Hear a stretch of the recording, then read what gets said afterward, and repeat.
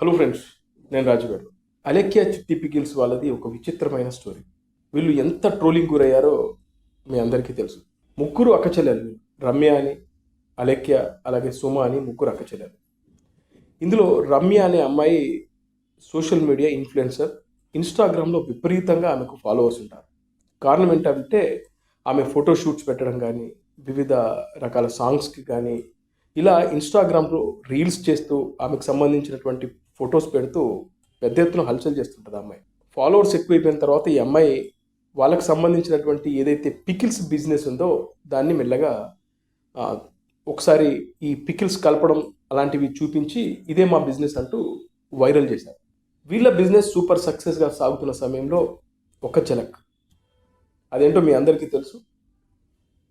ఒక ఆయన మీ పచ్చళ్ళు చాలా రేటు ఉన్నాయి, సామాన్యులు కొనలేరు అనే విధంగా మెసేజ్ పెట్టాడు. దానికి రిప్లై ఇస్తూ ముఖ్యంగా వాయిస్ మెసేజ్ వాళ్ళ ముగ్గురు అక్కచెల్లెల్లో పెద్ద ఆమె అలెక్య ఒక వాయిస్ పెట్టింది. ఆఫ్టర్ ఆల్ పికిల్సే కొనలేని వాడివి నీ పిల్లానికి బంగారం ఏం కొంటావు అంటూ అసభ్యంకరంగా, ఇంకా తర్వాత అసభ్యకరంగా మాట్లాడుతూ ఆమె ఒక వాయిస్ మెసేజ్ చేసింది. అది కాస్త అతను సోషల్ మీడియాలో పెట్టేశాడు. విపరీతంగా వైరల్ అయిపోయింది. వీళ్ళను ట్రోలింగ్ చేశారు, ఏకి పారేశారు. ఈ దెబ్బకు బిజినెస్ క్లోజ్.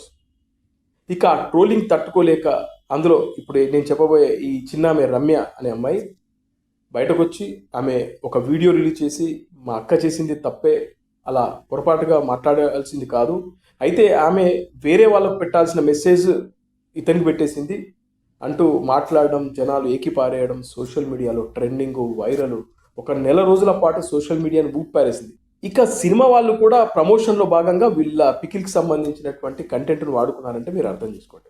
ఇలా జబర్దస్త్లో కానీ రకరకాల కామెడీ స్కిట్స్ కూడా చేసేసారు. ఆ తర్వాత చాలామంది ఏమనుకున్నారంటే ఈ ముగ్గురు అక్కచెల్లెల్లో ఎవరో ఒకరు ఖచ్చితంగా బిగ్ బాస్కి వెళ్తుంది. బిగ్ బాస్ అనే షోకి కావాల్సింది ఏంటంటే ఇలాంటి కాంట్రవర్సీ ఫెలోసే. ఎక్కడ కాంట్రవర్సీ ఉంటే అక్కడ బిగ్ బాస్ టీం అక్కడికి వస్తుంది. అలా ఈ ముగ్గురిట్లో ఎవరికో ఒకరికి అవకాశం వస్తుంది. బిగ్ బాస్ 9లో ఎవరో ఒకరు వెళ్తారు అనే విధంగా పెద్ద ఎత్తున చాలామంది మాట్లాడుకున్నారు. ఎందుకంటే ఇంత ట్రోలింగ్ జరిగినా కూడా వాళ్ళు బలంగా నిలబడ్డారు. ఇలాంటి వాళ్ళే బిగ్ బాస్కి కావాలి అని చెప్పేసి చాలామంది కూడా మాట్లాడుతున్నారు.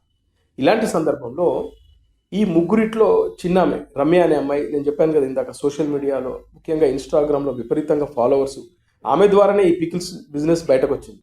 ముఖ్యంగా ఈ అమ్మాయి అటు ఇటు సినిమా హీరోయిన్లా ఉంటుంది. అందుకు ఇప్పుడు ఈమెకు సినిమా అవకాశాలు కూడా వచ్చాయి. ఇది సంగతి.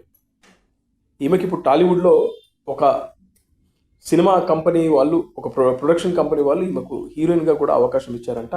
దానికి సంబంధించినటువంటి వార్తలు మార్నింగ్ నుంచి ఇప్పటి వరకు పెద్ద సర్క్యులేట్ అవుతా ఉంది.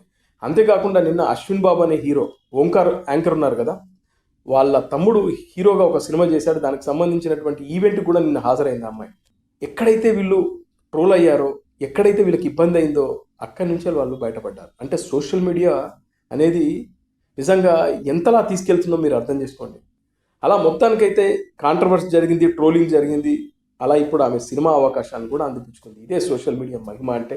సోషల్ మీడియాలో ఏదైనా జరగవచ్చు, ఎనీథింగ్ పాసిబుల్ అంటారు కదా. అలా ఇప్పుడు ఈ అలెక్యా చిట్టి పికిల్స్ వాళ్ళ సిస్టర్ విషయంలో అదే జరిగింది.